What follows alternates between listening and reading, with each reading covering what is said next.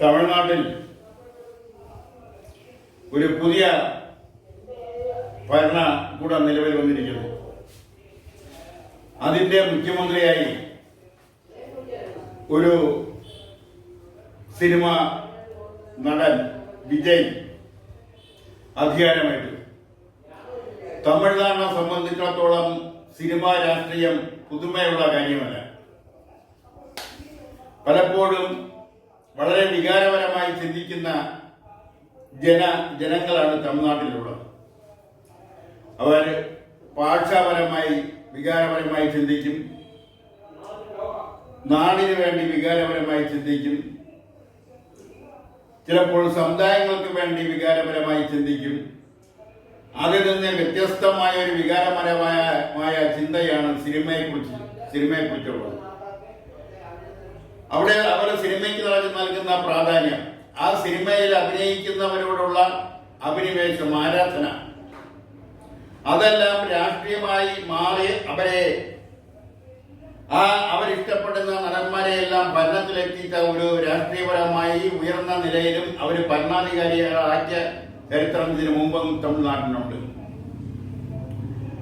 ആ രംഗത്ത് ആദ്യമായി വരുന്നത് ശ്രീ എം.ജി. രാമേന്ദ്രനാണ്, എം.ജി.ആർ. പക്ഷെ അദ്ദേഹം ദ്രാവിഡ മുന്നേറ്റ ഘടകത്തെ DMK-യിൽ പ്രവർത്തിച്ച് പരിജ്ഞാനമുള്ള ഒരാളും കൂടിയായിരുന്നു. എന്നാൽ ഇപ്പോൾ അധികാരത്തിൽ വന്നിരിക്കുന്ന ശ്രീ വിജയ് രണ്ട് വർഷമേ ആയോള് അദ്ദേഹം രൂപീകരിച്ച പാർട്ടിയുടെ ആയുസ്. TVK, തമിഴ് വെട്രി കഴക എന്നാണ് അതിന്റെ പേര്. അതിന് ഒറ്റയ്ക്ക് ഭരിക്കുന്നതിന് വേണ്ടുന്ന ഭൂരിപക്ഷം ഇല്ലെങ്കിലും അതിനെ ഭരിക്കുന്നതിനുള്ള ഭൂരിപക്ഷം ഉണ്ടാക്കി കൊടുത്തത്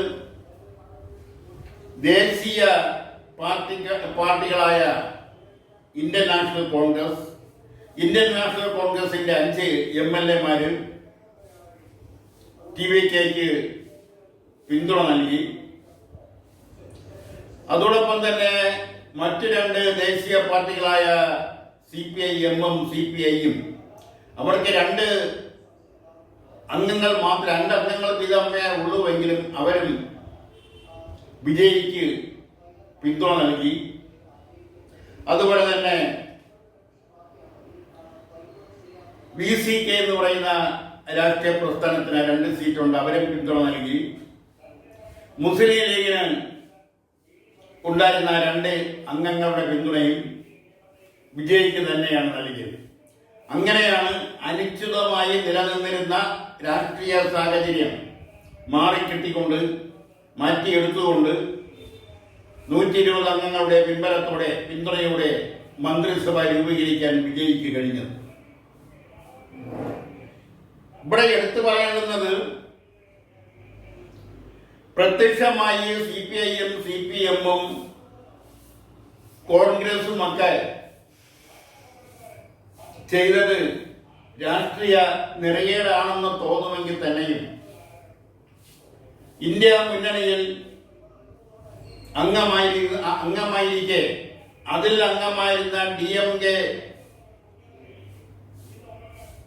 പിന്തള്ളിക്കൊണ്ടാണ് അവർ വിജയുടെ പാർട്ടിക്ക് പിന്തുണ നൽകിയത് എന്ന് പ്രത്യക്ഷത്തിൽ തോന്നാം.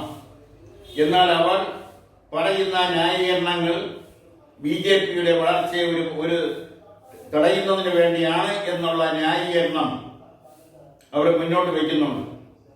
അത് എത്രത്തോളം ശരിയാണ്, അത് എത്രത്തോളം പ്രായോഗികം ആണ് എന്നുള്ളതെല്ലാം വരും നാളുകളിൽ മാത്രമേ തിരിച്ചറിയാനാവൂ. എന്തായാലും അതുകൊണ്ടാണ് അതിനെ രാഷ്ട്രീയ നിരകേടെന്ന് കണ്ണുമടച്ച് പറയാൻ കഴിയാത്തത്. മാത്രമല്ല, സ്റ്റാലിന്റെ അനുവാദം കൂടി ഉണ്ടായിരുന്നു എന്നാണ് പുറത്തു വരുന്ന റിപ്പോർട്ടുകൾ സൂചിപ്പിക്കുന്നത്. എന്തായാലും ആ ഒരു തീരുമാനം അത് ശരിയായാലും തെറ്റായാലും സാധാരണ ജനങ്ങളുടെ ഇടയിൽ ഒരു അപമതിപ്പ് ഉണ്ടാക്കി എന്നുള്ളത് വസ്തുതയാണ്. ഒരുപക്ഷെ നാളെ അത് തെറ്റായി തെറ്റായി ആയി കൂടന്നില്ല, അല്ലെങ്കിൽ ശരിയായി കൂടൊന്നുമില്ല. അവിടെ എന്തായാലും അവിടെ പ്രഖ്യാപനങ്ങൾ പുതുതായിട്ടൊരു സർക്കാർ വരുമ്പോൾ ഉണ്ടാകുന്ന, അല്ലെങ്കിൽ സർക്കാർ രൂപീകരിക്കുന്നതിന് മുമ്പ് തെരഞ്ഞെടുപ്പിൽ മത്സരിക്കുമ്പോൾ പ്രകടന പത്രികയിൽ പറയുന്ന ജനോപകാരപ്രദമായ, അല്ലെങ്കിൽ ജനങ്ങളുടെ വോട്ടുകൾ സമ്പാദിക്കുന്നതിന് വേണ്ടി നടത്തുന്ന വാഗ്ദാനങ്ങൾ, ആ വാഗ്ദാനങ്ങൾ പലപ്പോഴും പാലിക്കപ്പെടാറില്ല എന്നുള്ളതാണ് നാളിതുവരെയുള്ള ചരിത്രങ്ങൾ പരിശോധിച്ചാൽ മനസ്സിലാക്കുന്നത്. എന്നാൽ വിജയ് രണ്ട് പ്രധാനപ്പെട്ട കാര്യങ്ങളിൽ സത്യപ്രതിജ്ഞ ചടങ്ങ് കഴിഞ്ഞ ഉടൻ തന്നെ ഒപ്പുവെച്ചു. ഒന്ന്, 200 വാട്സ് വരെയുള്ള വൈദ്യുതി സൗജന്യമാക്കി.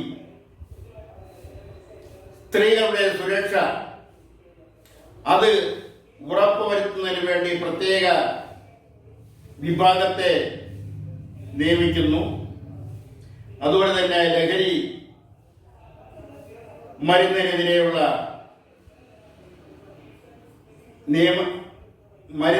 ലഹരി മരുന്നിനെതിരെയുള്ള ചെറുത്തുനിൽപ്പിന് വേണ്ടി പ്രത്യേക വിഭാഗം.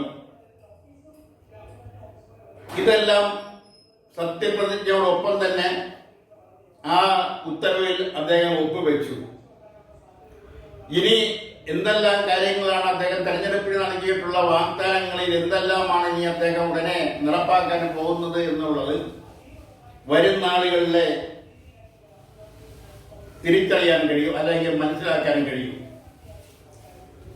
അദ്ദേഹം എടുത്തു പറഞ്ഞ മറ്റൊരു കാര്യം, അദ്ദേഹത്തിന്റെ സർക്കാർ ഒരിക്കലും അഴിമതിയെ വെച്ചു മുറിപ്പിക്കില്ല, അഴിമതി നടത്തില്ല. മാത്രമല്ല, ജനങ്ങളുടെ ചില്ലിക്കാശ് പോലും അവർ എടുക്കില്ല എന്നാണ്.